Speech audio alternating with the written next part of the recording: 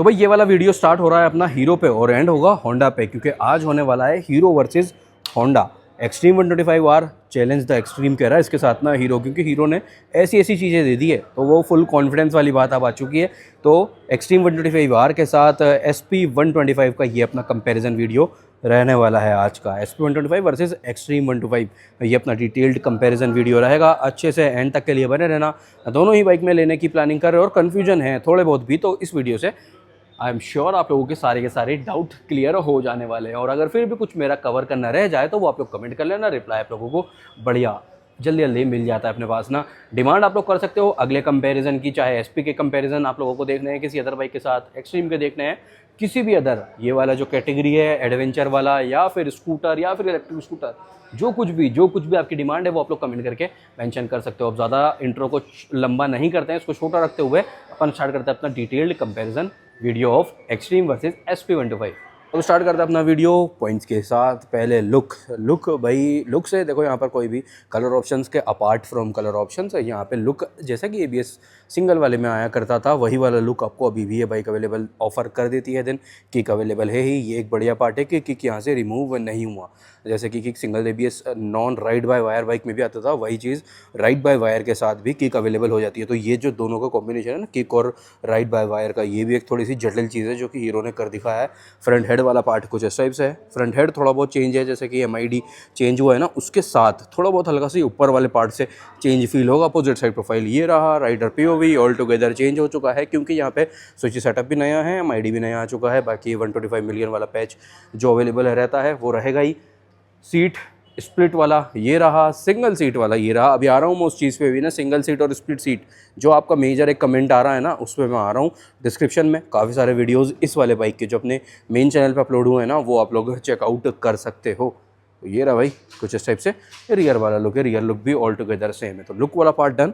अब चलते हैं पॉइंट्स के साथ। तो SP 125 नई वाला ये खड़ा है और SP 125 ओल्ड वाला ये खड़ा है जो कि अपने पास भी है सेम कलर में। डिस्क ब्रेक वाला वेरिएंट वो है ड्रम, ये है डिस्क। तो एक अच्छी चीज़ ये हो जाती है कि अभी इसी वीडियो में आप लोगों को एक डिस्क और ड्रम वाला जो डिफरेंस है वो भी यहाँ पे देखने को मिल जाएगा जो कि सेम है न्यू में भी और ओल्ड में भी। लुक से स्टार्ट करते हैं तो लुक वाला पार्ट भाई ये रहा, फ्रंट वाइजर जो कि अब आप लोगों को इसी टाइप का मिलेगा। काफ़ी सारे लोगों को वो वाला पहले वाला पसंद रहा करता था बट उस चीज़ में आप लोग अब कुछ नहीं कर सकते। जो चीज़ अब अवेलेबल रहेगी वो ये है, हेडलैम्प का शेप कुछ इस टाइप से है, DRL वगैरह ओवरऑल LED में आ जाता है। वाइजर पे आपको स्टिकरिंग भी देखने को मिल जाती है, इंडिकेटर कुछ इस टाइप से क्लियर ग्लास रहेगा। देन ये आ गया आपका अलॉयज़ वाला कॉम्बिनेशन जो कि अपन लोग डिटेल में कवर अप करने वाले हैं। साइड प्रोफाइल बाइक का कुछ इस टाइप से है, ब्लैक और रेड वाला कलर है, ये है अभी के लिए ना शोरूम पे। रियर लुक ये रहा जो कि अगेन रियर लुक भी चेंज हो चुका है SP 125 का एज SP 160। तो सेम वही टेल लैम्प यहाँ पे आ चुका है। इस पे भी पब्लिक के काफ़ी मिक्स्ड रिएक्शन ही आ रहे हैं। सीट सिंगल पीस में ही रहता है SP 125 में, कोई स्प्लिट वाला चक्कर यहाँ पे है ही नहीं। देन जो राइडर POV है वो कुछ इस टाइप से है। अगेन यहाँ पे वेरिएंट के अकॉर्डिंग जो MID है वो भी चेंज रहेगा। बेस वेरिएंट में MID डिफरेंट आ जाता है जो कि आप लोगों को लीवो में मिलता है और शाइन 125 में मिलता है और पहले के लिए यहाँ पे भी मिला करता था SP 125 के दोनों ही वेरिएंट में। तो ये थे लुक्स दोनों ही बाइक के साइड बाय साइड आप लोगों ने देख लिए। कमेंट ज़रूर से कर देना दोनों में से कौन सी बाइक के लुक्स आप लोगों को ज़्यादा पसंद आते हैं। स्टार्ट करते हैं साइड प्रोफाइल वाली स्पेसिफिकेशन के साथ। तो सीट हाइट यहाँ पे आपको रहने वाली है 794 mm, 794 mm का सीट हाइट है। और यहाँ पे कहना पड़ेगा भाई सीट की जो कुशनिंग है ना वो भी नेक्स्ट लेवल सॉफ्ट है, चाहे स्प्लिट सीट हो चाहे सिंगल सीट हो। काफ़ी अच्छा खासा सॉफ्ट सीट आपको एक्सट्रीम 125 में मिल जाने वाला है। फ्यूल टैंक कैपेसिटी है टोटल 10 लीटर का, 10 लीटर का टोटल फ्यूल टैंक कैपेसिटी है। और ग्राउंड क्लियरेंस यहाँ पे है 180 mm, 180 mm का ग्राउंड क्लियरेंस है। Wheel base is 1319 mm, 1319 mm का टोटल व्हील बेस है। बाइक का टोटल जो वेट है वो भाई यहाँ पे सिंगल ABS वाली बाइक में रहा करता था 136 kg, 136 kg। अब यहाँ पे ड्यूल डिस्क आ चुका है, ड्यूल ABS आ चुका है। तो आप कह सकते हैं 1 kg के अराउंड इंक्रीज़ आना चाहिए।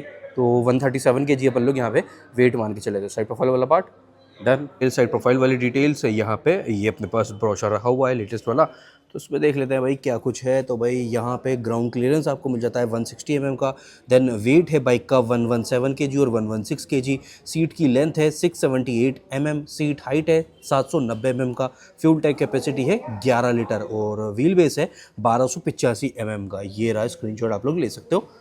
साइड प्रोफाइल वाली ओवरऑल डिटेल जो है या फिर कह सकते हैं मेजरली हर एक चीज़ है, कॉस्मेटिक बदलाव भी हुए थे ओल्ड वर्सेस न्यू में अगर देखे जाए तो। 790 mm का टोटल सीट हाइट है जो कि काफ़ी बढ़िया है। देन साइड प्रोफाइल ये काउल्स की वजह से भी काफ़ी ज़्यादा यहाँ पे एनहांस हो जाता है। क्रोम का यूज़ आप देखेंगे तो हीट शील्ड पे क्रोम भी आ जाता है, हल्का फुल्का ये क्रोम, हालांकि ज़्यादा नहीं है। तो ये वाला पार्ट ऑल डन ना। अब बात कर लेते हैं लाइटिंग सेटअप के बारे में। तो हज़ार्ड देखो यहाँ पे पहले भी अवेलेबल रहता था, हज़ार्ड यहाँ पे अभी भी अवेलेबल रहता है। पहले आप लोगों को एक बार मैं ये पार्ट दिखा देता हूँ। देखो हज़ार्ड का स्विच पहले के लिए क्लच लीवर वाले साइड पे था, ये रहा हज़ार्ड, और अब ये हो चुका है राइट साइड पर। ये जो स्विच सेटअप है ये आपको अभी भी सिंगल चैनल EBS वाले बाइक पे ही अवेलेबल रहने वाला है।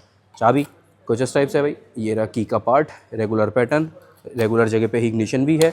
अब इग्निशन ऑन के साथ ये वाला लाइटिंग वाला पार्ट आपका ऑन रहने वाला है। और हज़ार्ड का स्विच अब आ चुका है ब्रेक लीवर वाले साइड पे, तो हज़ार्ड भी साइड बाय साइड ऑन कर लेते हैं। और हज़ार्ड का स्विच की जो क्वालिटी है ना ओवरऑल, या फिर पूरी बाइक की बिल्ड क्वालिटी पे भी आप लोगों के काफ़ी कमेंट आ रहे थे। तो भाई इस बाइक की जो ओवरऑल बिल्ड क्वालिटी है वो काफ़ी इंप्रूव हुई है पहले से। ऐसा नहीं कि पहले बेकार थी, बट इससे और एक स्टेप ऊपर यहाँ पे आपको अवेलेबल प्रीमियम वाला टच रहने वाला है। तो हज़ार्ड के साथ लुक ये रहा, LED DRL आ जाता है, LED में है ओवरऑल लाइटिंग सेटअप यहाँ पे विद प्रोजेक्टर। तो प्रोजेक्टर भी, और आज हो सकता है अगर आज यहाँ पे मैं रात तक रहा, अभी तो दोपहर हो रही है, अगर मैं यहाँ पे लगभग 7-8 बजे तक रहा तो इस बाइक का एक आप लोगों के लिए अपलोड करेंगे शॉर्ट नाइट में लाइटिंग का टेस्ट, यानी कि शोरूम के अंदर ही बिल्कुल शोरूम में पूरा अंधेरा करवाने के बाद अपन लोग हेडलैम्प का थ्रू चेक करेंगे, जैसा भी यहाँ पे अपने को मिलेगा। रियर वाला पार्ट ये रहा, rear tail lamp, then indicator और नंबर प्लेट वाला बल्ब यहाँ पे भाई हेलोजन है।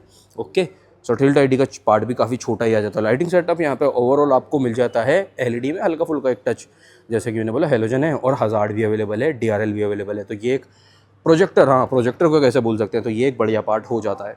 लाइटिंग की बात करते हैं तो लाइटिंग यहाँ पे कॉम्बिनेशन में आप लोगों को मिल जाएगी, दोनों ही वेरिएंट में। हेडलैम्प जो है वो आप लोगों को LED में ही मिलेगा। अदर इंडिकेटर जो है ये हेलोजन है, इंडिकेटर का शेप SP 125 में ही ये वाला रहता है। बाकी सभी होंडा की जितनी भी बाइक्स आती है, चाहे वो लीवो हो, SP 160 हो, शाइन हो, यूनिकॉर्न हो, सब में इंडिकेटर जो है वो डिफरेंट हो जाते हैं। बट SP 125 के जो इंडिकेटर है थोड़ा सा एक तो आपको अच्छा लुक, एक फील गुड वाला फैक्टर यहाँ पे ऐड कर देता है। तो हेलोजन में इंडिकेटर है। हेडलैम्प आपको मिलेगा only in LED white bulb वाला विथ DRL। हज़ार्ड यहाँ पे अवेलेबल नहीं है। और पीछे वाला ये लो भाई, एक और बार आप लोग देख सकते हो, टेल लैम्प भी हेलोजन में ही है, इंडिकेटर भी हेलोजन में, और जो नंबर प्लेट वाला सेपरेटली एक बल्ब मिल जाता है ये वाला, ये भी अपना हेलोजन में ही रहने वाला है। तो लाइटिंग में हज़ार्ड अवेलेबल नहीं है, और रिफ्लेक्टर बेस्ड LED हेडलैम्प आपको मिल जाता है। बाकी सब कुछ हेलोजन में, दोनों ही वेरिएंट में सब कुछ चीज़ें सेम है, ये लाइटिंग से रिलेटेड रहने वाली है। नाउ आप देख लेते हैं एक्सट्रीम 125R का टायर, सस्पेंशन और ब्रेकिंग वाला पार्ट, जो कि भाई मुझे पर्सनली काफ़ी अच्छा लगता है, क्योंकि ये जो थिकनेस आ रही है ना टेलीस्कोपिक में है, टेलीस्कोपिक USD आप लोगों की डिमांड आ रही थी, USD कब आएगा कब आएगा।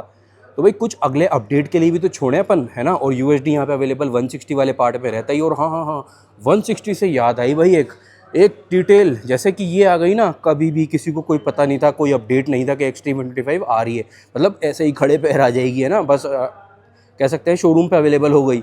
तो ऐसे ही 160R 4V भी बहुत ही जल्दी अपडेट होने वाली है। ये एक आपको मैं दे रहा हूँ बात ना, तो 160R 4V भी बहुत ही जल्दी अपडेट होने वाली है। टेलीस्कोपिक सस्पेंशन सेटअप यहाँ पे मिल जाएगा, थिकनेस काफ़ी अच्छी है यहाँ पे ना, अराउंड ये आपको 37 mm का टेलीस्कोपिक मिल जाता है, 37 mm, जो कि 150cc कैटेगरी वाला थिकनेस ये रहेगा। फ्रंट मडगार्ड ड्यूल टोन में है, सभी कलर में, यहाँ पे भी वहाँ पे भी देख सकते हो आप लोग। देन ABS सिंगल चैनल का एक स्टिकर ये पहले अवेलेबल रहता था, अभी आ चुका है भैया ड्यूल चैनल ABS। तो आगे भी और पीछे भी ABS आपको मिलेगा, राइडिंग मोड्स मिलेंगे या फिर ABS मोड्स मिलेंगे, जिसके अकॉर्डिंग ABS का बिहेवियर भी चेंज होगा, गाड़ी का बिहेवियर, पावर आउटपुट वगैरह भी हल्का फुल्का डिफरेंस तो आता ही है। तो ये वाला पार्ट है। ये जो टायर की ग्रेडिंग है ना आगे वाला, ये जितनी भी सेगमेंट की 125cc स्पोर्ट्स बाइक की जो आ जाती है ना, थोड़ा सा यूज ओरिएंटेड वाला पार्ट, इसमें ग्रेडिंग आपको सिमिलर ही मिलेगी, जैसे कि NS 125 है बजाज का, उसमें तो ऑल टुगेदर आगे का भी पीछे का भी सेम है। और ऑलमोस्ट शायद से रेडर में भी यही रहता है। हॉर्नेट में डिफरेंट है, हॉर्नेट 125 में डिफरेंट है, पीछे वाला टायर ना वहाँ पे, और आगे वाला टायर भी पतला है, वहाँ पे 80 सेक्शन का है।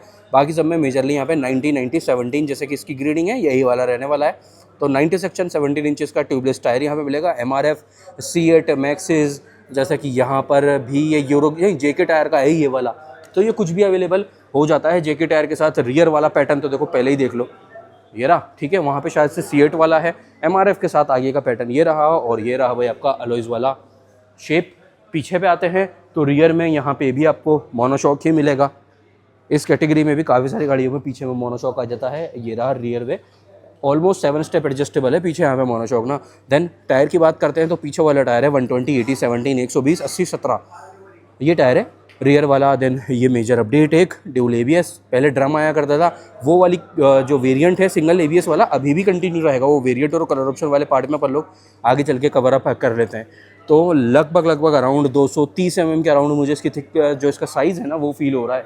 230 mm का निसिन ब्रेकिंग के साथ ड्यूल एबीएस के साथ ये वाला पार्ट यहाँ पे अवेलेबल आपको होने वाला है। तो ये है 120 80 17 ये टायर की ग्रेडिंग एमआरएफ ज़ेपर सी सीरीज़ का ये टायर। SP 125 का सस्पेंशन टायर और ब्रेकिंग वाला पार्ट देखते हैं ना, तो सस्पेंशन का जो थिकनेस है, ट्रैवल है, ये आप लोग यहाँ पे देख सकते हो, जो कि सेम है 125cc कैटेगरी में भी, लिवो में भी यही सस्पेंशन रहता है। इवन के जो यूनिकॉर्न रहता है या फिर SP 160 रहता है ना, वहाँ पे भी यही वाला सस्पेंशन होंडा में रहने वाला है। मडगार्ड कुछ इस टाइप से है, ड्यूल टोन में काफ़ी अच्छा एरिया है according to the category. Then यहाँ पे डिस्क और ड्रम वाला चक्कर मिल जाता है, तो वो आपको मैं एक बार साइड बाय साइड इसी वाले पॉइंट पे दिखा देता हूँ।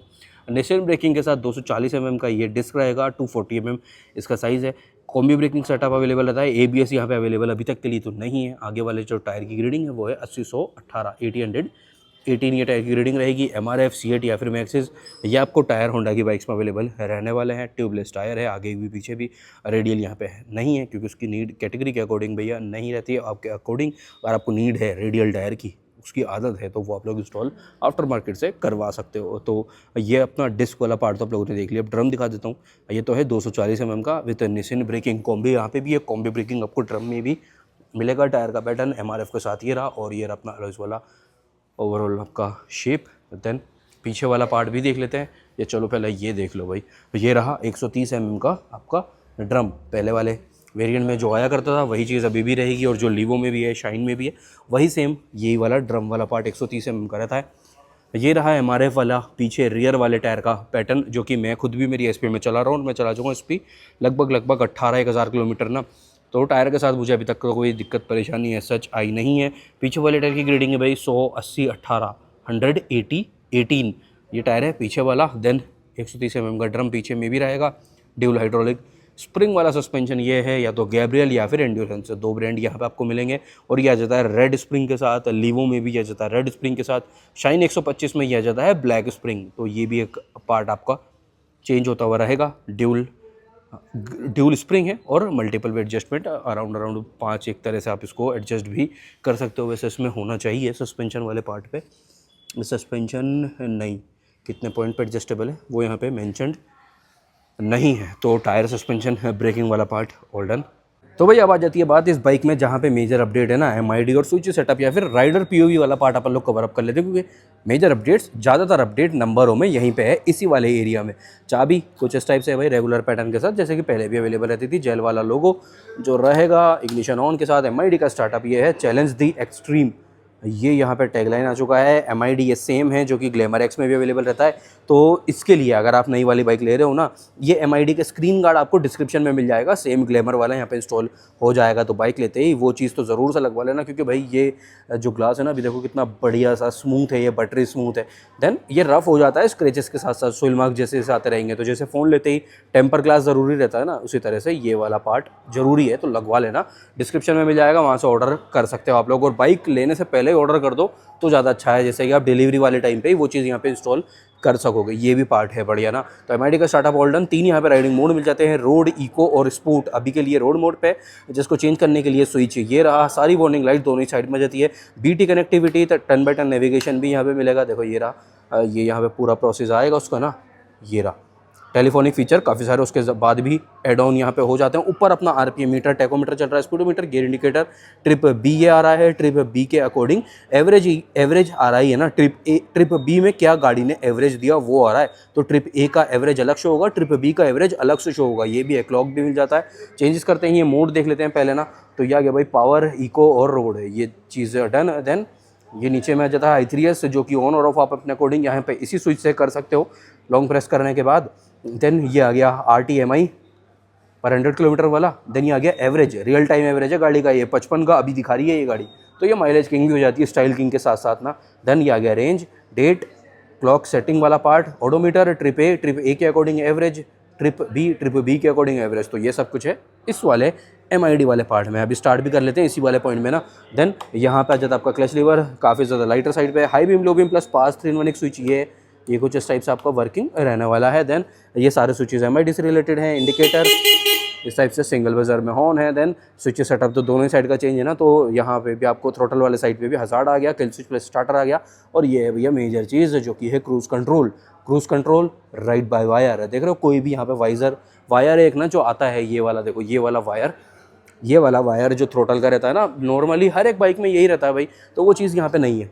यहाँ पे पूरा सेंसर से वर्किंग रहेगा और कोई भी इसका मेंटेनेंस नहीं है। काफ़ी लोगों को डर लग रहा है, स्पेशली ग्लैमर एक्स के बाद तो भाई लोगों में खौफ का माहौल आ गया था कि भाई ये तो चलेगा ही नहीं, इसका बहुत ज़्यादा वो रहता है। तो भाई जितने भी ये कह सकते हैं 300-350 सीसी की मेजरली ज़्यादातर गाड़ियों में ये पार्ट राइट बाय वायर काफ़ी लंबे टाइम से आ रहा है। कोई भी इसका एक तो मतलब है ना जल्दी जल्दी में आपको मेंटेनेंस रहेगा ही नहीं, जितने टाइम में मेंटेनेंस आने वाला होगा ना तब तक तो आप गाड़ी भी बेच दोगे।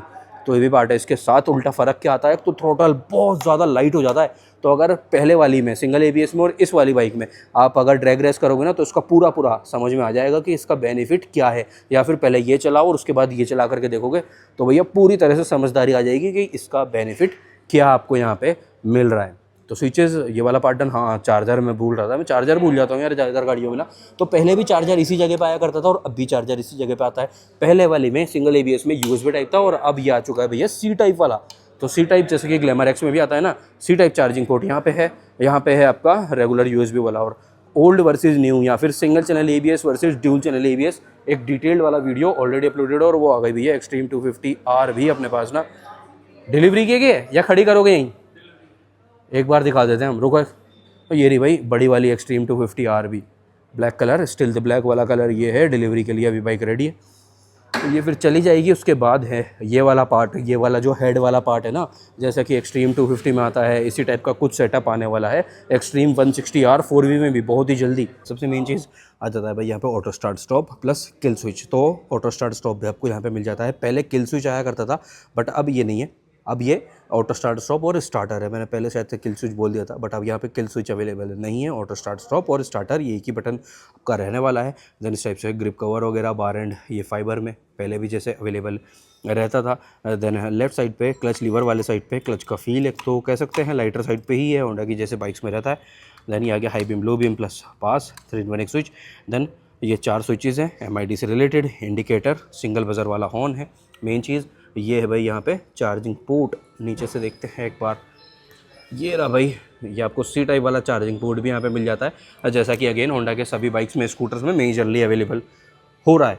तो ओनली इन SP 125 के टॉप वेरिएंट में चार्जर अवेलेबल है, बेस वेरिएंट में चार्जर यहाँ पे अवेलेबल नहीं रहता ये वाला पार्ट ना। इग्निशन अपना रेगुलर जगह पे है। होंडा की वर्ल्ड फेमस वाली चाबी मिल जाती है जैसा कि सारी की सारी मेजरली गाड़ियों में आती है। और यूनिकॉर्न SP 160 एक दो गाड़ियों को एक दो नाम को छोड़ देते हैं, तो बाकी सब भैया ही अवेलेबल रहता है। 4.2 इंचेस का कलर टिफ्ट स्क्रीन ये मिल जाता है। अभी के लिए बैटरी यहाँ पे कनेक्टेड नहीं है, गाड़ी ऑन है ना, फिर भी यहाँ पे कुछ नहीं है तो बैटरी यहाँ पे कनेक्टेड नहीं है। बट सुपर डुपर इन्फॉर्मेटिव ये मिल जाता है। ये 4 स्विचेस से इसको ज़्यादा कंफ्यूजिंग वाला पार्ट भी नहीं है इसको यूज़ करना, तो वो बढ़िया पार्ट है। इसके लिए एमआईडी के लिए जो गार्ड है वो आप लोगों को डिस्क्रिप्शन में मिल जाएगा। प्लस ओवरऑल जो भी एसेसरीज है, सीट कवर के काफ़ी सारे ऑप्शन हैं जो कि आप लोगों को डिस्क्रिप्शन में मिल जाएंगे, अलग अलग कलर वाले जिसमें अलग कुछ कलर का हाईलाइट आ रहा है, तो वो भी आप लोग परचेज़ कर सकते हो। टैंक का जो कवर आता है, यहाँ पे जो बैग लगता है वो भी मिल जाएगा, तो डिस्क्रिप्शन से परचेज़ कर सकते हो। बाकी एमआईडी में देखते हैं तो भाई यहाँ पे गियर इंडिकेटर भी मिल जाएगा, अच्छी खासी डिटेल है, अच्छी खासी डिटेल। BT कनेक्ट होने के बाद टर्न बाय टर्न नेविगेशन भी आ जाता है, तो काफ़ी कुछ बढ़िया पार्ट यहाँ पे ना आपका ये आ जाने वाला है एमआईडी से रिलेटेड या राइडर पे उससे रिलेटेड ऑल डिटेल अपनी डन। अब कर लेते हैं बात इंजन स्पेसिफिकेशन की ऑफ एक्सट्रीम 125R। तो किक है ही वो चीज़ आप लोग देख ही चुके हो। एक ऑयल चेक करने के लिए मैक्सिमम और मिनिमम मार्किंग वाला ऑयल चेक विंडो भी यहाँ पे मिल जाता है। तो इंजन यहाँ पे रहने वाला है 124.7 सीसी का air cold 4 stroke OBD2BN E20 updated है, ये लेटेस्ट है ही। 11.4 bhp का पीक पावर है, 11.4 bhp है और 10.5 Nm है with 137 kg of body weight. तो वेट में भी ये बाइक काफ़ी हल्की है, उस according power to weight ratio भी काफ़ी अच्छा हो जाता है। कि ही टॉप स्पीड आप यहाँ पे काउंट करके चल सकते हो, लगभग वही 120 130 तक की, 120 130 128 तक तो ये बाइक जाती है। उससे भी ऊपर 130 तक तो ईजिली जा ही सकती है भाई। और 130 ऊपर भी पता नहीं आपके पास अगर है E20 वाली तो कमेंट ज़रूर से कर देना। और जब भी आप ये ड्यूल ABS वाली बाइक ले लो तो इसके साथ भी कैसा एक्सपीरियंस आ रहा है वो भी आप लोग कमेंट करके मेंशन कर सकते हो। माइलेज भी काफ़ी अच्छा है इस बाइक का, i3s भी मिल जाता है, प्लस हीरो वाला पार्ट है ही, तो 125 सीसी का माइलेज किंग भी हो जाता है, स्टाइल किंग भी ये हो जाता है, तो वो एक अच्छा पार्ट आपके लिए हो जाएगा। माइलेज इजीली दी जाएगी ये 50-55 का ना, 50-55 इजीली देके जाती है, 58 तक कभी है। मैंने ओनर से, कस्टमर से, इसके बायर से जो बाइक को चला चुके थे उनसे सुना हुआ है। तो ये है। अब तो यहाँ पे आपको माइलेज भी MID में ही देखने को मिल जाएगा, तो वो भी बात बढ़िया से डन है। अब बात कर लेते हैं इंजन स्पेसिफिकेशन ऑफ SP125। तो देखो लेआउट तो कुछ इस टाइप से है, जैसे कि मैंने बोला अभी मल्टीपल बाइक्स आपको पता ही है अवेलेबल यहाँ पे रहती है। डिस्क और किक और सेल्फ दोनों स्टार्टिंग ऑप्शन मिल जाते हैं। ESP भी मिल जाता है, इनहांस स्मार्ट पावर। तो पावर और माइलेज वगैरह भी यहाँ पे काफ़ी अच्छा मिल जाता है। इंजन स्पेसिफिकेशन के लिए अगेन फिर से अपने को चलना पड़ेगा स्पेसिफिकेशन पे। तो भैया यहाँ पे 124 cc का 4 स्ट्रोक ऐसा इंजन मिल जाता है। 8 kW लगभग आप कह सकते हैं 11 HP के अराउंड का पीक पावर, और उसी अकॉर्डिंग आपका टॉर्क भी रहता है 10.9 Nm 11 Nm के अराउंड 5 स्पीड गियरबॉक्स के साथ ही बाइक अवेलेबल रहने वाली है। माइलेज के लिए भाई अपने काफ़ी सारे माइलेज टेस्ट वीडियो अपलोडेड है, तो मैं डिस्क्रिप्शन में लिंक छोड़ रहा हूँ। SP125 के सर्विस वीडियोस भी, माइलेज टेस्ट वीडियोस भी काफ़ी सारे हैं, और एक आने भी वाला है नया लेटेस्ट ना। 18,000 किलोमीटर चलने के बाद कितना माइलेज SP125 1 लीटर में देती है और कितना फुल टैंक में देती है। सर्दियों में इस बाइक का माइलेज ड्रॉप हो जाता है, ये मेरा खुद का पर्सनल एक एक्सपीरियंस आ रहा है ना। तो उसके लिए भी एक माइलेज टेस्ट आप लोगों के लिए बहुत ही जल्दी आने वाला है, अपने मेन चैनल पे आएगा, तो डिस्क्रिप्शन चेक कर लेना। बाकी माइलेज हम यहाँ पे काउंट करके चल सकते हो इजीली 60-63 तक का, 60 से 63 तक का, 60-63 तक का। और टॉप स्पीड जितनी मैं लेके गया हूँ वही मैं यहाँ पे क्लेम कर रहा हूँ मैं भाई मेरी SP125 के साथ। तो टॉप स्पीड लगभग लेके गया हूँ 108 तक, 108 वो भी वीडियो में है, ऑन रिकॉर्ड है, मतलब वो वाली पार्ट ना। तो 108 तक का तो मैं लेके गया हूँ, बाकी 110 तक आप काउंट करके टॉप स्पीड SP125 की चल सकते हो।